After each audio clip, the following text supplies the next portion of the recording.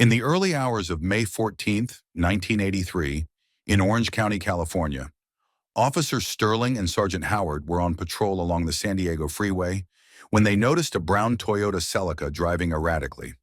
Pulling the car over, they encountered Randy Kraft, who appeared disheveled, with an open beer bottle spilling on the ground and his pants undone. Kraft agreed to a breathalyzer test, which he failed. While preparing to arrest him for drunk driving, Sergeant Howard checked the vehicle and made a chilling discovery: a lifeless young man in the passenger seat. The victim was Terry Lee Gambrell, a 25-year-old Marine, strangled with a shoelace. Further searches of Kraft's car revealed prescription drugs, tranquilizers, bloodstains that did not belong to Gambrell, and an envelope containing 47 photos of young men in explicit and lifeless poses. This led officers to suspect they had apprehended the infamous California Strangler. Subsequent searches of Kraft's home uncovered more disturbing evidence: clothing and personal belongings of other young men linked to unsolved murders, and a coded list of 61 victims, which police later matched to murder cases. Early life and transformation of Randy Kraft. Randy Kraft's early years offer a stark contrast to the horrors of his later life, highlighting the complexities of his transformation into one of America's most notorious serial killers. Randy Stephen Kraft was born on March 19, 1945, in Long Beach, California, to Opal Lee and Harold Kraft, a working-class couple struggling to make ends meet. He was the youngest of 4 children and was often described as a polite, intelligent, and reserved boy. His father, a veteran of World War II, worked long hours at a local factory and was distant, while his mother, a homemaker, was the more dominant parent, known for being strict and overprotective. The family lived in a modest home, and Randy's early years were marked by financial instability.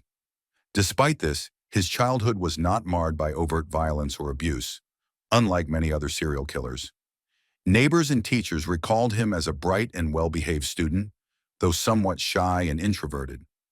Randy excelled academically, showing a particular aptitude for mathematics and science.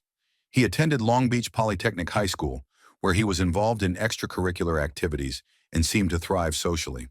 His peers described him as unremarkable but kind, blending into the background without drawing much attention. In 1963, Kraft graduated with honors and enrolled at Claremont McKenna College, then known as Claremont Men's College, intending to study economics. This period marked a significant turning point in his life. Away from the constraints of his conservative upbringing, Kraft began to explore his identity, including his emerging homosexuality, which he had suppressed during his teenage years.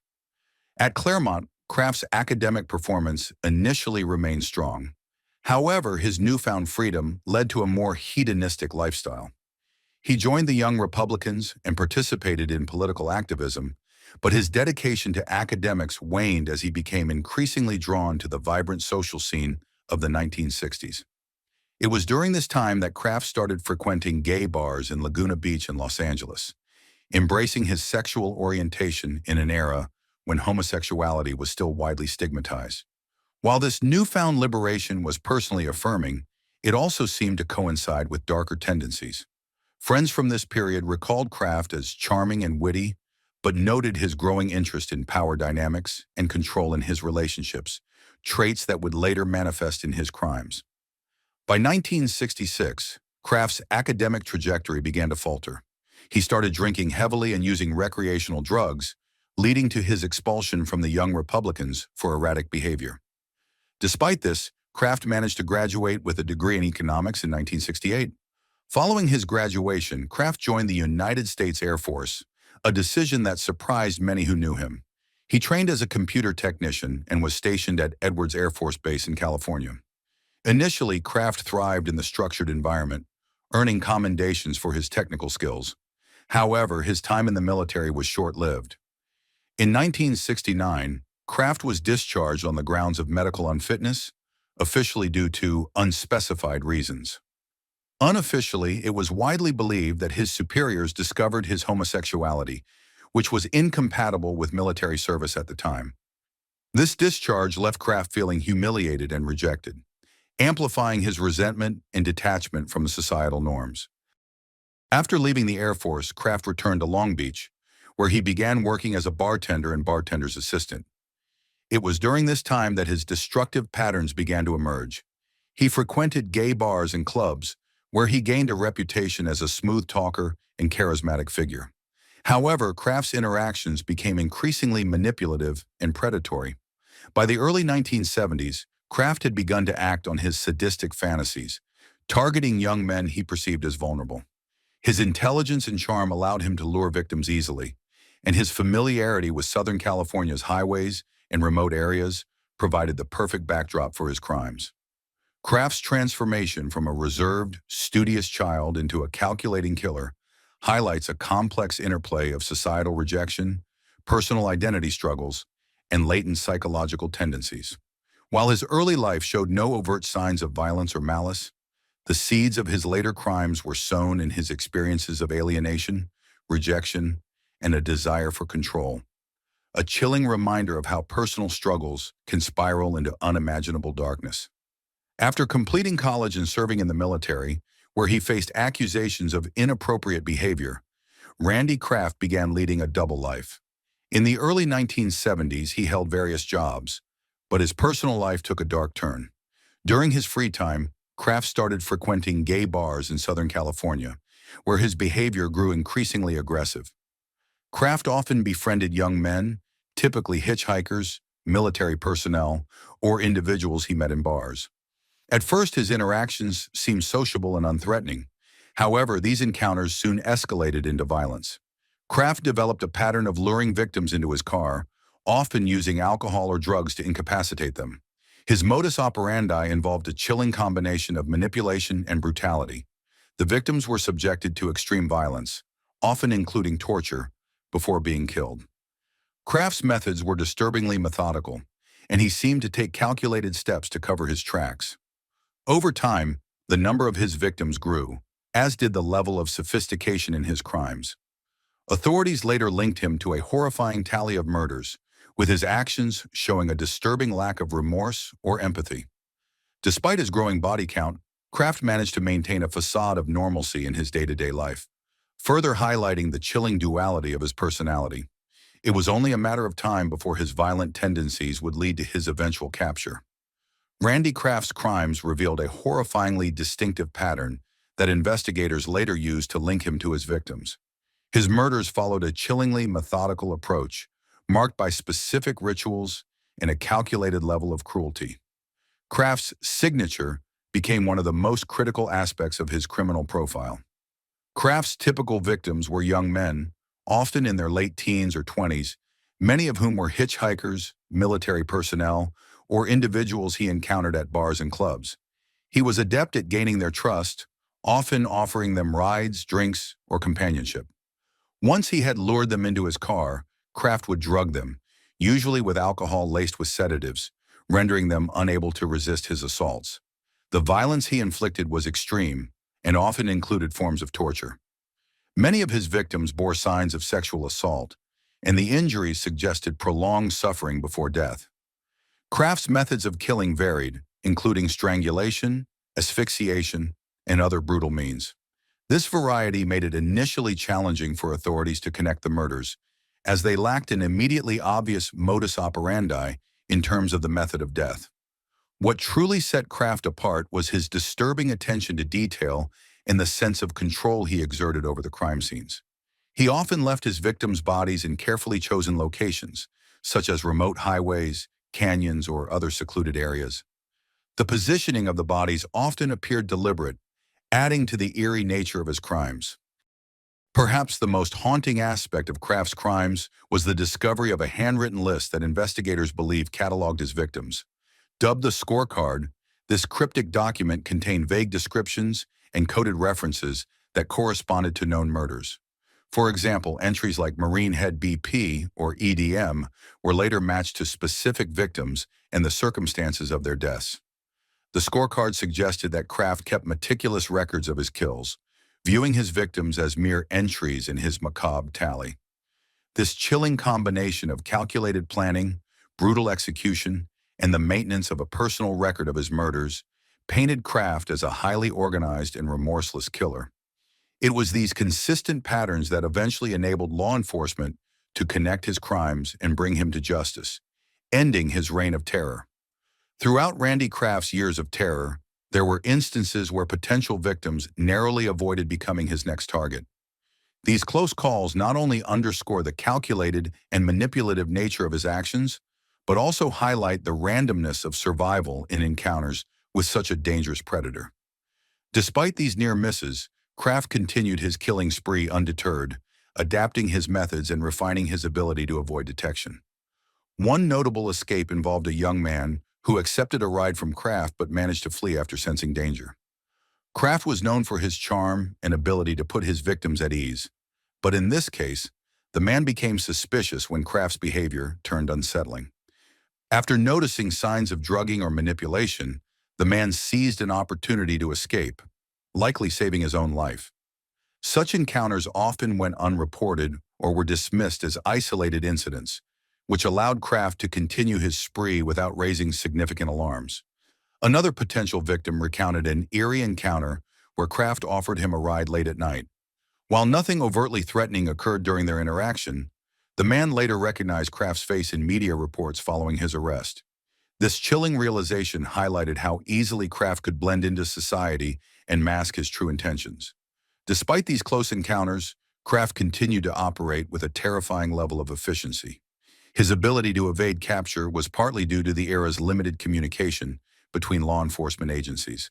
As his murders spanned multiple jurisdictions across California and Oregon, the lack of centralized databases and coordination hindered the ability to connect the cases. Kraft's choice of victims also played a role in his continued success. Many of his targets were marginalized individuals or those living transient lifestyles, such as hitchhikers or young men estranged from their families.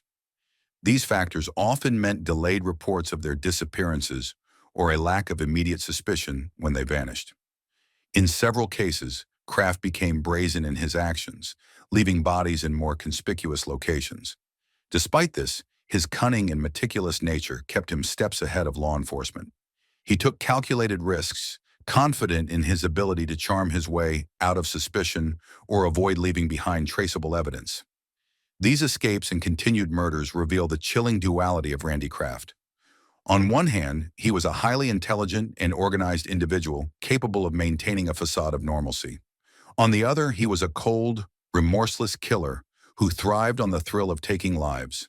These factors made him one of the most elusive and dangerous serial killers of his time, as he remained active for over a decade before finally being caught. Randy Kraft's reign of terror came to an abrupt end on May 14, 1983, during what initially appeared to be a routine traffic stop in Orange County, California. Kraft was pulled over by California Highway Patrol officers for suspected drunk driving. However, the discovery they made during this stop would unravel one of the most chilling cases of serial murder in U.S. history. As officers approached Kraft's vehicle, they noticed a lifeless man, Terry Lee Gambrell, slumped in the passenger seat. Gambrell, a 25-year-old Marine, had been drugged and strangled. His lifeless body bore unmistakable signs of the torture and abuse that had become Kraft's signature. This discovery prompted the officers to immediately detain Kraft and search his vehicle for further evidence. What they found was damning. Inside the car were a collection of items that painted a horrifying picture of Kraft's activities. Police uncovered photographs of young men, many of whom were later identified as victims. They also found drugs, alcohol, and a scorecard, a handwritten list of cryptic entries that investigators believe represented his victims. These coded notes became a key piece of evidence, as many of the entries corresponded to unsolved murders and missing persons cases across California and beyond. Following his arrest, a comprehensive investigation ensued. Law enforcement linked Kraft to at least 16 murders based on forensic evidence, witness statements, and entries from his scorecard. However, the total number of his victims is suspected to be much higher, potentially exceeding 60. The difficulty of linking all the cases was compounded by the geographic spread of his crimes and the varying jurisdictions involved. Kraft's trial began in September 1988, 5 years after his arrest. The proceedings were lengthy and complex, as prosecutors sought to prove his involvement in multiple murders. They presented a mountain of evidence, including forensic data, testimony from surviving witnesses, and the scorecard. The trial also delved into the psychological aspects of Kraft's behavior, exploring his calculated methods and lack of remorse. Throughout the trial, Kraft maintained his innocence, insisting he had no involvement in the killings. His defense team argued that the evidence was circumstantial and suggested that other individuals could have been responsible. Despite these claims, the overwhelming evidence against Kraft was undeniable. In November 1989, after a grueling trial, Randy Kraft was convicted of 16 counts of first-degree murder, as well as multiple charges of sodomy and mutilation. He was sentenced to death and remains on death row at San Quentin State Prison in California. His lack of remorse and refusal to cooperate with investigators in identifying additional victims have left many families without closure. Kraft's arrest and trial marked the end of a decade-long nightmare for the families of his victims. The case remains one of the most chilling examples of serial murder, highlighting the dangers posed by individuals who blend seamlessly into society while harboring such dark and violent tendencies. Kraft's conviction has ensured that he will never again harm another person, but the shadow of his crimes continues to haunt those connected to his victims. Then, decades after Randy Kraft's arrest and conviction, his case continues to raise unsettling questions and unresolved mysteries. Although Kraft was officially convicted of 16 murders, investigators strongly suspect that his total number of victims far exceeds this count, possibly reaching over 60. This staggering potential victim count stems from evidence discovered during his arrest, such as the infamous scorecard and connections made to unsolved cases in multiple states. Yet many of these cases remain shrouded in uncertainty, leaving families of potential victims without closure. The scorecard decoded. One of the most enigmatic pieces of evidence in Kraft's case is his handwritten scorecard. This cryptic document contained nearly 70 entries, each written in shorthand or code. Investigators believe these entries represent Kraft's victims, with many linked to confirmed murders. However, a significant number of the entries remain undeciphered, and law enforcement has struggled to connect them to specific crimes. For instance, entries such as Iowa and Jail Out hint at particular events but lack definitive links to identified cases. The precise meaning of several entries remains unknown, fueling speculation about the true scope of Kraft's activities. Victims still unidentified. During his killing spree, Kraft targeted young men from various walks of life, often preying on individuals who were transient, in the military, or otherwise vulnerable. This made identifying victims especially challenging, as some had no close family to report them missing, and others were misidentified or overlooked due to gaps in record-keeping. Despite advancements in forensic technology, including DNA analysis, numerous remains linked to Kraft remain unidentified. Each unidentified victim represents a missing puzzle piece, leaving open questions about who they were and how they crossed paths with Kraft. Possible accomplices. Another unresolved aspect of the case is whether Kraft acted entirely alone. Some investigators have theorized that he may have had accomplices in certain crimes, particularly given the complexity of disposing of multiple victims' bodies and the extensive geographic range of his activities. However, no solid evidence has emerged to confirm this theory. Kraft himself has never admitted to having accomplices, nor has he provided any information about the identities of potential collaborators. The possibility of others being involved continues to haunt those who have studied his case. Crimes beyond the United States. Kraft's travel history further complicates the mystery of his crimes. During the years he was active, Kraft traveled internationally for work and leisure. Some investigators suspect that his violent tendencies may not have been confined to the United States. Reports of similar murders abroad have led to speculation that Kraft could be responsible for crimes in other countries. However, these theories remain unproven, as no direct links have been established to murders outside the U.S. Silence from the killer. One of the most frustrating aspects for investigators and the families of victims is Kraft's persistent silence.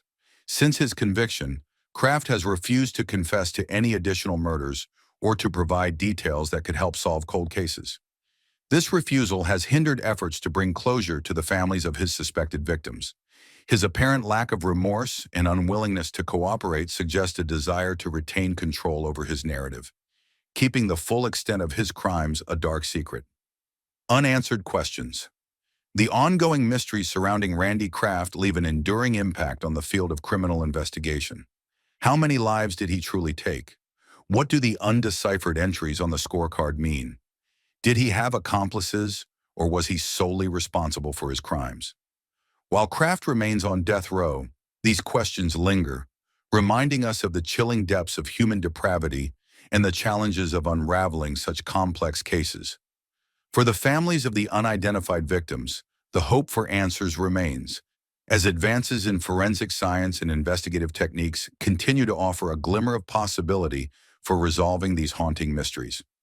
The story of Randy Kraft is a harrowing journey into the darkest recesses of the human mind, where calculated cruelty and meticulous deception combine to create one of the most chilling crime sprees in history. His heinous acts left a trail of devastation, stealing the lives of countless young men and leaving their families forever scarred. Even today, the true extent of his atrocities remains shrouded in mystery, with unanswered questions about the cryptic scorecard, unidentified victims, and possible crimes beyond U.S. borders. What makes Kraft's case even more unsettling is his calculated, almost businesslike approach to murder, coupled with his complete lack of remorse. His silence and refusal to admit to additional crimes have ensured that many families remain without closure, their loved ones lost to the shadows of history. This is not just a story about one man's monstrous acts, but also a sobering reminder of the complexities and challenges faced by those who seek justice for the voiceless. It serves as a chilling testament to the evil that can lurk behind an unassuming facade. If this deep dive into one of history's most mysterious and terrifying cases captivated you, don't forget to like, subscribe, and hit the notification bell to stay updated on more true crime stories. Together, we can shine a light on the darkest corners of human behavior and honor the memories of the lives lost.